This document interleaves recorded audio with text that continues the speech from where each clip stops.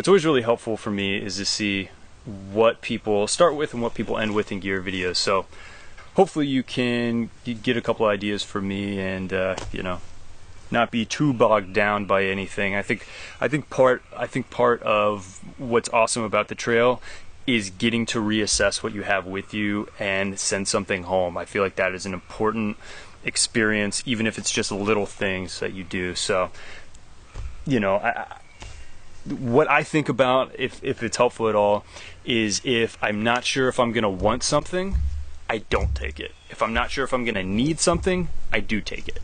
So I tend to try to avoid having extra luxury items, but to possibly have extra necessary items. So one of the things I did that's maybe kind of silly is that I brought with me some paperwork that I've been putting off, like updating, registering my car online and stuff like that. This feels like a pound of papers here. Hopefully I'm not showing anything that's important, but this was effective for me. I brought some papers that I needed to get, some paperwork that I needed to take care of, and so guess what? Not too far in, I took care of it so to get that weight home. Another thing that I brought with me that I didn't end up needing was gaiters. There wasn't a lot of like pine needles or something being tossed up in my shoes. I also wear pants, so not normally an issue. I brought this like cool bandana with me. Cool to like cool you down, not like totally rad. But I mean, I did think like this would be a good aesthetic, but I never really needed it because I had another bandana and it honestly never got crazy hot on me. So I'm from Texas though, so take with that what you will. I did start with an extra liter platypus, or an extra squeeze bladder. I didn't end up needing the liter, never did. I had another strap just in case. Didn't need it. Had an extra carabiner, didn't need it, sent it home. It's all weight. Bought a couple of patches along the way, sent those home. You can see a trend, I like patches.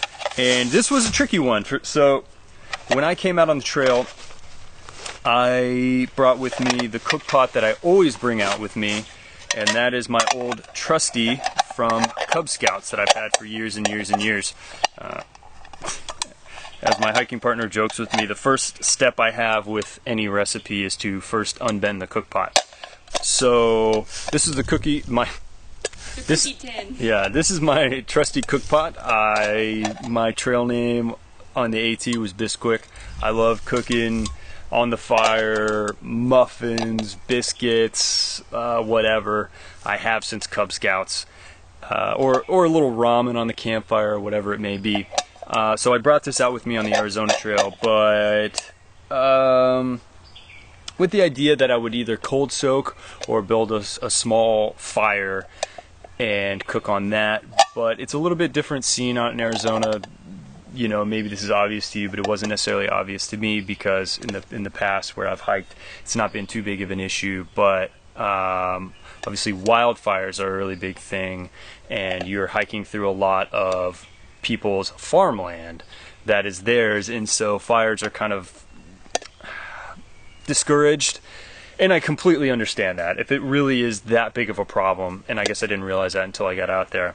And so kind of to avoid the temptation of always building a small fire, I just decided to go with the Talenti container. Also, it was better for cold soaking because I could start it, you know, an hour or whatever before I was going to eat and hike up until then, and it be, you know, obviously I can't be cold soaking food in my trusty cook pot and, you know, while it's in my backpack. So quickly about the gloves. I did not bring out gloves when I first started hiking the trail because I was thinking, well, I could just use my sleeping socks when I'm hiking. I didn't need my gloves when I was hiking. I needed them at camp. And so I picked up just a set of, water-resistant, lightweight gloves. Really glad I had them.